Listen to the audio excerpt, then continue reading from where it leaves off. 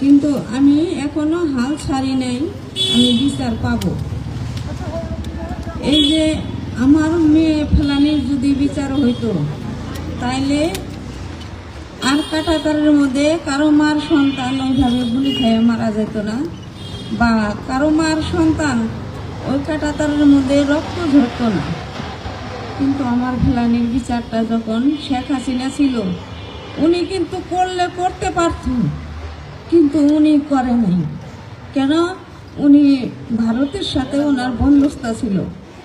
কিন্তু এখন আশা করি যে সরকারি আসুক, উনি যেন আমার ফেলানির বিচারটা যেন করে।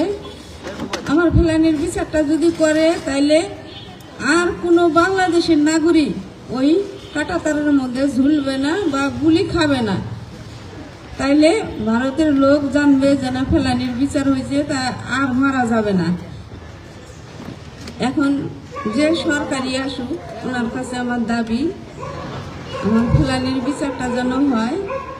আর এই যে শেখ হাসিনা কালান্তি আমাদেরকে যে আশ্রয়গুলো দিছিল, তার বাস্তবতা কিছুই করে নাই। এখন আমি অসহায়, আমার সংসার আর্থিক অবস্থা নাই, আমার বাচ্চা কাচ্চা আমি খুব কষ্ট করে পড়াশোনা করাইতেছি। কিন্তু যে সরকারি আসুক, ওই সরকার যেন আমার বাচ্চা কাচ্চার দায়িত্ব নেয়। ওনারা যে পদে যোগ্যতা হিসাবে যাক, ওনারা যেন সহযোগিতা করে, ওনারা যেন আমার পাশে থাকে, এটাই আমার সরকারের কাছে দাবি। আর এই যে বিশ্ববিদ্যালয়ের ছাত্ররা আমার ছেলের মতো, আমার মেয়ের মতো, তারা সব সময় যেন আমার ফেলানির পাশে থাকো, এটাই তোমাদের কাছে আমার দাবি।